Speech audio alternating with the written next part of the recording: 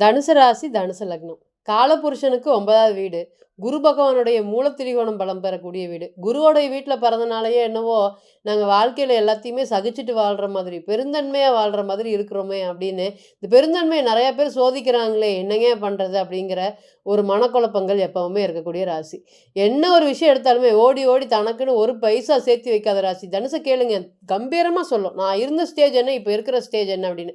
படிப்படியா யாரோடைய ஆதரவும் இல்லாம, அப்பா ஆதரவு இல்லைனாலும் சரி, அம்மா ஆதரவு இல்லைனாலும் சரி, இன்னைக்கு இருக்கிற மாதிரி நாளைக்கு மன கஷ்டத்திலிருந்து வெளிய வர்றது தனுசு தவிர்த்து சீக்கிரம் எந்த ராசியும் வெளிய வர முடியாதுங்க. அந்த அளவுக்கு மன தைரியம் அப்படிங்கிறது பிறப்பிலேயே கடவுள் வந்து பார்த்தீங்கன்னா, இந்த ராசிய அவ்வளோ ஒரு யோகமா படைச்சிருக்காரு. இது யோகம்னு சொல்லக்கூடிய சில சமயம் அவயோகமும் இருக்குதுங்க எங்களுக்கு அப்படின்னு சொல்ற அளவுக்கு மனக்கவலைகளும், மன கஷ்டங்களும் இருக்கு. என்னங்க சம்பாரிச்சு என்னங்க பண்றது? இன்னைக்கு மனசு நிம்மதி இருக்கா தனுசுக்குன்னா இல்ல. ராசியாதிபதி அன்னைக்கு 6ஆம் இடத்துக்கு எப்ப போனாரோ, அன்னைக்கே வந்து பார்த்தீங்கன்னா, எந்த ஒரு விஷயமே உதாசீனப்படுத்துறானுங்க. யாரு என்ன வந்து பார்த்தீங்கன்னா, அப்படி கால் சுத்துன பாம்பாட்ட கிடந்தவன எல்லாமே இன்னைக்கு ஒரு சின்ன வீடு வச்சிருக்கானுங்க. ஆனா என்னைய உதாசீனப்படுத்துறானுங்க. எந்த இடத்துக்கு போனாலுமே குரு வந்து வக்ரம் அடைஞ்சுச்சுன்னா, இதுக்கு மேல நம்ம யாருமே மதிக்கவே மாட்டாங்க அப்படின்னு சொல்ற அளவுக்கு ஒரு சூழ்நிலையில குடுத்துட்டாருங்க. நம்ம நல்லா இருந்தாலுமே, நமக்கு ஒரு 10,00,00,000 பணம் இருந்தாலுமே, 10,00,00,000 இடம் இருந்தாலுமே, நம்ம ஒரு 10,00,000 வந்து லாஸ் ஆயிட்டாலுமே கைகூட்டி சிரிக்கிறதுக்கு ஆனா அவன்கிட்ட சுத்தமாவே ரூ. 10,00,000 தான் இருந்திருக்கும். ஆனா அவன்கிட்ட பணமே இருந்திருக்காது. ஆனா அவன்லாம் நம்மளை பார்த்து சிரிக்கிற அளவுக்கு ஒரு சூழ்நிலைகள குடுத்திருப்பாரு. அந்த அளவுக்கு இது ஒண்ணு மட்டும் இல்லைங்க. வாழ்க்கையில 0லேருந்து ஆரம்பிச்சேன் அப்படின்னு சொன்னா, அங்க தனுசு ராசி இருக்கும்.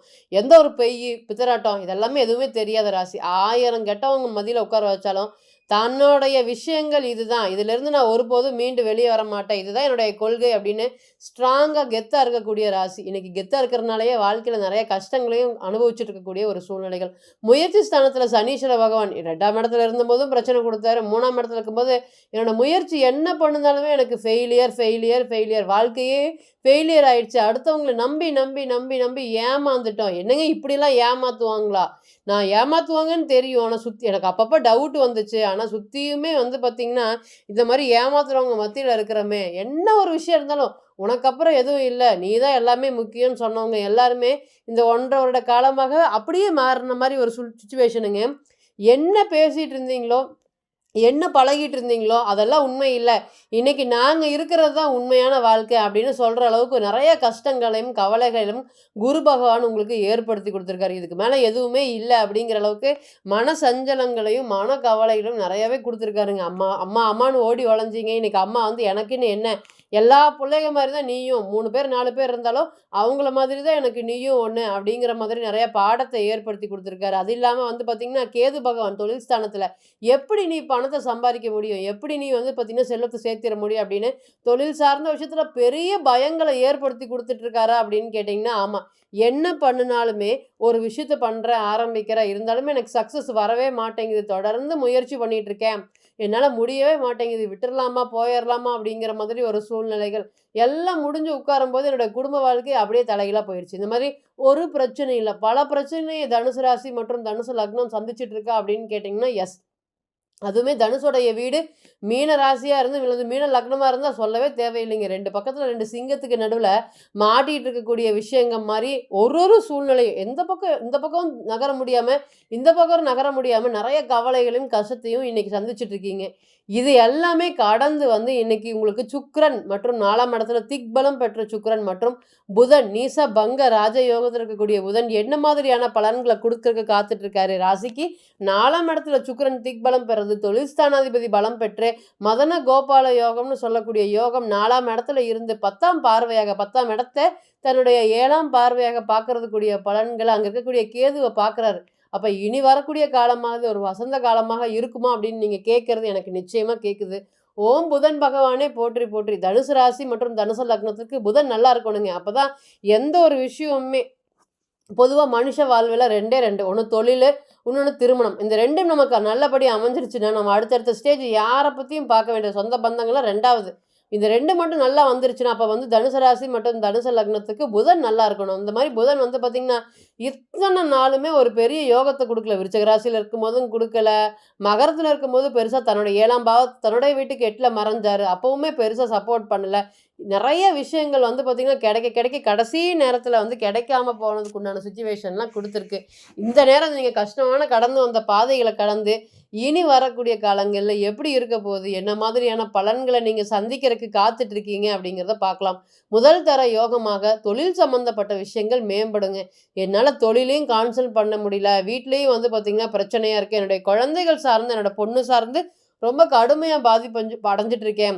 தொழிலில் ஒரு பக்கம் நஷ்டம்னா என்னுடைய பொண்ணுக்கு ஒரு பக்கம் கல்யாணம் ஆக மாட்டேங்குது, வயது வந்து 30 32 கடந்துட்டு இருக்குது, நாங்களும் பார்த்துட்டே இருக்கோம். நல்லா பாருங்க, குடும்பஸ்தானத்துல சனி அமைஞ்சவங்க, 7ஆம் பாவத்துல சனி அமைஞ்சவங்க, 5ஆம் இடத்துல இருந்து தன்னுடைய 3ஆம் பார்வையாக வந்து பார்த்தீங்கன்னா சனி அமைஞ்சவங்க, இவங்களுக்கு எல்லாத்துக்குமே தனுசு ராசி மற்றும் தனுசு லக்னமா இருந்து இந்த காம்பினேஷன் இருந்தால் திறமையாக சொல்லி கொடுத்துடலாம். இதெல்லாம் வந்து இவ்வளோ நாள் ஆகுங்க அப்படின்னு கல்யாணத்துக்கு அந்த அளவுக்கு ஒரு சுச்சுவேஷனை கொடுத்துருக்காரு. இனி வரக்கூடிய காலங்களில் வந்து பார்த்திங்கன்னா இந்த தொழில் வச்சு தான் எல்லா பிரச்சனையும் நான் சமாளிக்கணும்னு இருக்கேன். அந்த தொழிலை டெய்லி நினச்சா எனக்கு பயம்புறுத்துற மாதிரி ஒரு சுச்சுவேஷன் இருக்குது. இனி வரக்கூடிய காலங்களில் இது எல்லாமே மாறுமா அப்படின்னு கேட்டிங்கன்னா, எஸ், நிச்சயமாக தொழில் சார்ந்த விஷயத்தில் பெரிய வளர்ச்சிகளை ஏற்படுத்தி கொடுக்கக்கூடிய நல்ல காலமாக இருக்குது. அப்போ தொழில் சார்ந்து எந்த விஷயங்களும் நான் முயற்சி பண்ணலாமா? புதுசாக இருக்கக்கூடிய தொழிலை புதுசாக விரிவுபடுத்தலான் இருக்கேன், அது மாதிரி பண்ணலாமா? இல்லை மனைவி கூட சேர்ந்து கூட்டு தொழில், கூட்டு சொத்து வாங்கலான் இருக்கேன், இந்த நேரம் சப்போர்ட் பண்ணுமா? இந்த மாதிரி அனைத்து கேள்விகளுக்குமே வந்து பார்த்திங்கன்னா ஒரு நல்ல ஒரு யோகமான நேரம். என்னோட நேரம் தான் செட் ஆகலைங்க, என் மனைவிக்காவது பொருளாதாரத்தில் சம்பாதிக்கிற யோகத்தை கொடுக்குமா? இனி வரக்கூடிய காலங்களில் அவங்க கூட சேர்ந்தாது நான் பண்ணலான் இருக்கேன் தொழில், அதுவுமாவது வளர்ச்சியை கொடுக்குமா? என்னால் தனி மரமாக அரைஞ்சு இன்றைக்கி பாருங்கள், நல்ல ஊர் வந்து தூங்கிட்டு இருக்கும்போது நல்லா சம்பாரித்தேன், இன்றைக்கி வந்து ₹1 ₹2 சம்பாதிக்கிறதுக்கு ரொம்ப கஷ்டப்படுறேன், அந்த அளவுக்கு ஒரு சுச்சுவேஷன் இருக்குது அப்படின்னு சொல்லி வருத்தப்பட்டுட்டு இருந்த உங்களுக்கு இனி வரக்கூடிய காலங்களில் இது எல்லாமே மாறப்போகுது. சுக்கிரன் ஏறக்குறைய மே மாதம் வரையுமே திக்பலத்தில் தான் இருக்கார். அதனால் நீங்கள் பயப்பட வேண்டியதில்லை. இது சின்ன கோச்சாரம் அப்படின்னு நினச்சி நீங்கள் கவலைப்பட தேவையில்லை.